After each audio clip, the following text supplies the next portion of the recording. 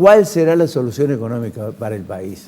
Es demasiado aventurado y a lo mejor hasta ilógico preguntar o hacer una pregunta de esta naturaleza.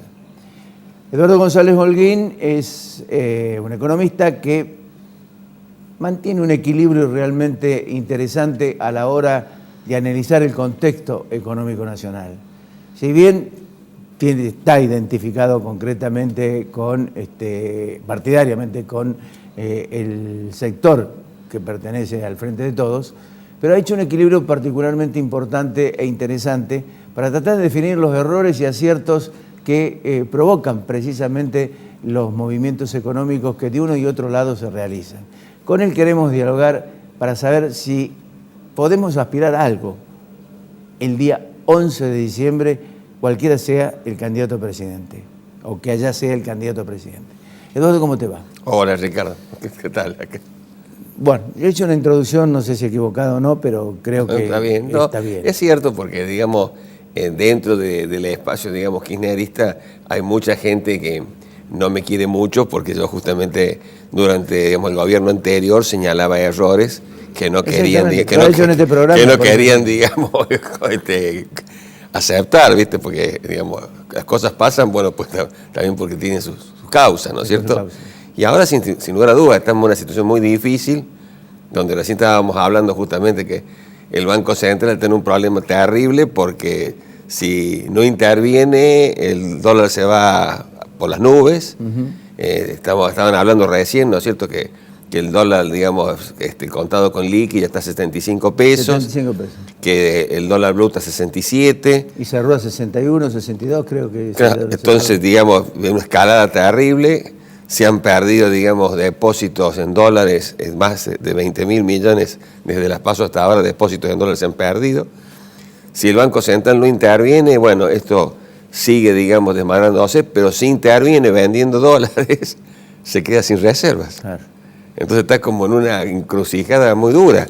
Claro, ese es el gran tema con qué arranca, supuestamente, a ver, hay gente que ganan las dos F. Supuestamente, ¿cómo arrancan las dos F? ¿Con qué en la mano? Está bien, convengamos que en aquel momento, cuando asume Macri, había 3.500 millones de reservas en ese momento, nada.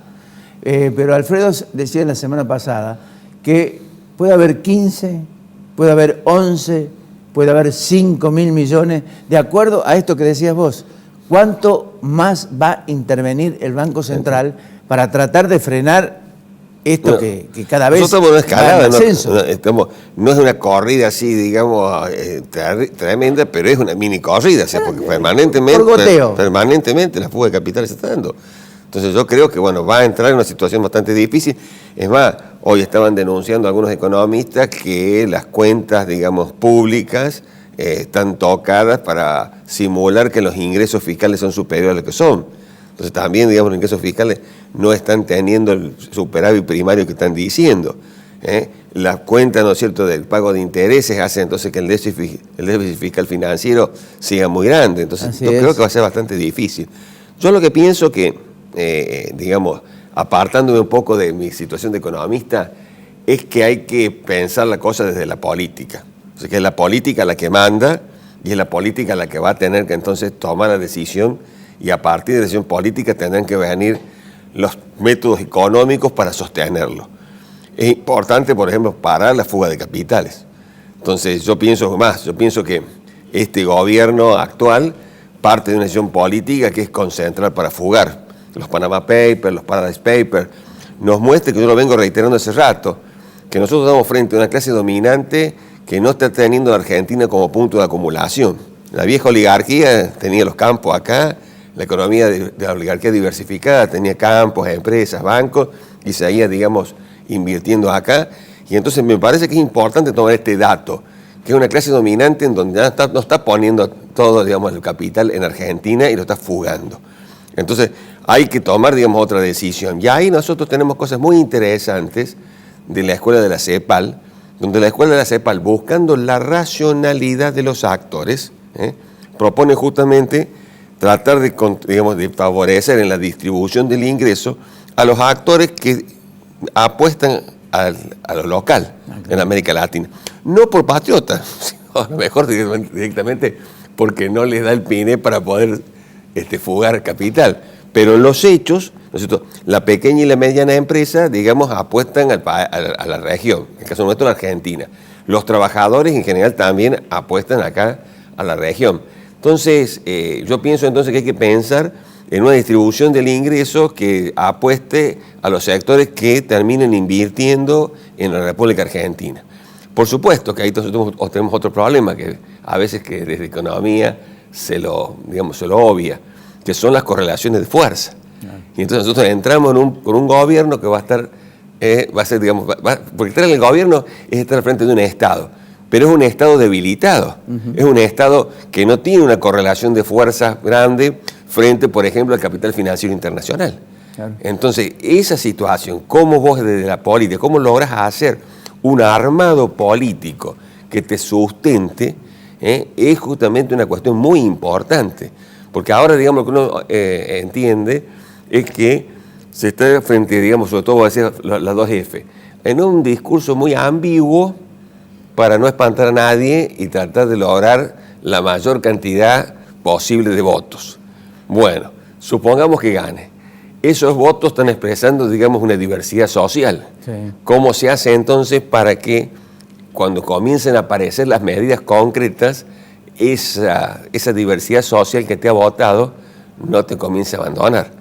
Entonces ahí es justamente para mí un problema central, en donde va a tener que mostrar, ¿no es cierto?, cómo va a tener que repartir las cargas. Me parece que es un dato interesante lo que estabas mostrando recién vos, de lo que está pasando en Chile, en Ecuador, donde parece que hay un descrédito de parte de la población a lo que vendría a ser las políticas vulgarmente llamadas neoliberales, que son las neoclásicas nuestras. En Argentina se puede dar eso. Claro, pero también hablamos, acá ya pasó. Acá viene un ajuste muy El grande. ajuste ya se hizo. Lo que está pasando ya es el ajuste que se está promoviendo ahora. Claro, pero aguantará la gente, digamos, los argentinos medios, ¿aguantarán, por ejemplo, seguir con un ajuste? Claro, ese es el tema. Ese es un tema, entonces. Ese es el tema. Eso te lleva entonces a que tenés que tocar sectores muy poderosos. Lo que no se puede engañar a la gente es decir, la situación después post 10 de diciembre.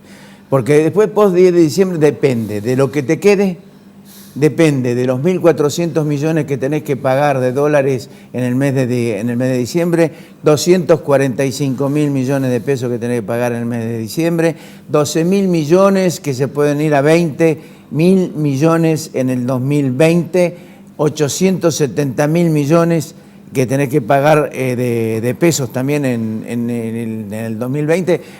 ¿Qué? Es mucha plata y los recursos dan la impresión de que no están. La pregunta es, ¿cuál es la alternativa? Yo pienso que la alternativa, mira, primero una cosa que yo descarto es que van a tener que emitir. Sí.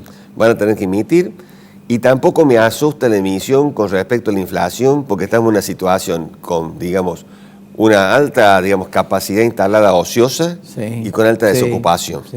Sí. Por lo tanto, vos tenés un margen para poder, digamos, emitir, provocando un efecto, digamos, virtuoso. Pegar el empuje para que esa capacidad ociosa se mueva. Sin tocar los precios. Claro. Pero por otro lado, vuelvo a decir lo mismo, tenés que tener una capacidad política muy grande para que esta Argentina, que se caracteriza por una economía oligopólica y cartelizada, que es que los pocos que producen están de acuerdo, entonces tenés fuerza política para que esos no tengan la tentación de aumentar los precios en lugar de aumentar la producción. Entonces, vos está bien, le voy a dar emisión monetaria.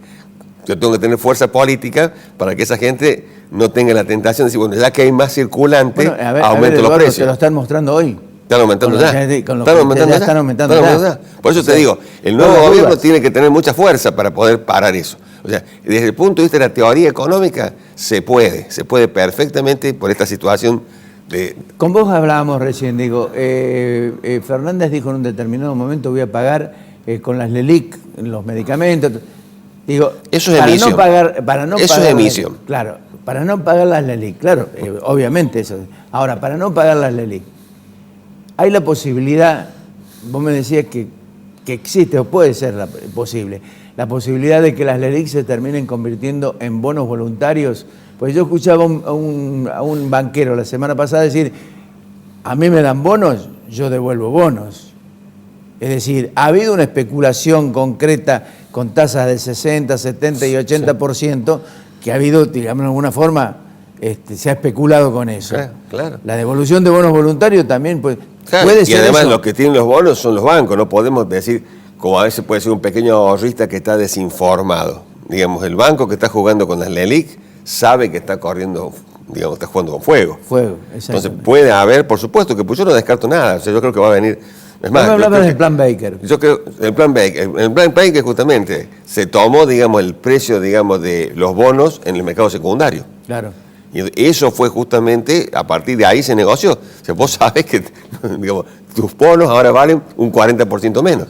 Entonces se puede volver de nuevo a poner, digamos, sobre la mesa esos instrumentos que ya se han usado. Entonces, yo creo que sí, bueno, va a tener que tener una cuota de audiencia muy grande y por otro lado tiene que tener la capacidad de demostrar que justamente es una salida.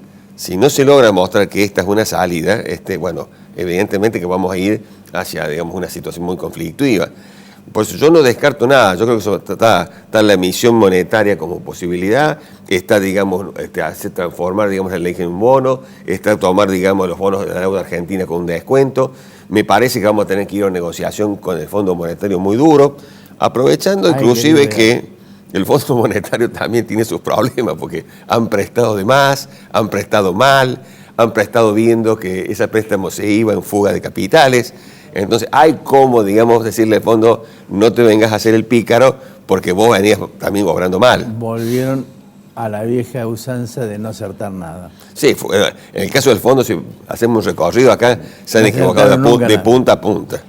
Síntesis. ¿Cuál sería la síntesis faltando 5 días? Yo creo que hay que pensar, digamos, en medidas que sean bastante heterodoxas, fuera, digamos, de lo que vendría a ser los cánones aceptados, y pienso que la escuela de la CEPAL nos da bastantes herramientas para salir adelante. ¿Estás de acuerdo con eso? Sí. Eduardo, te agradezco mucho. Bueno, gracias por venir. Gracias a vos por invitarme, Ricardo.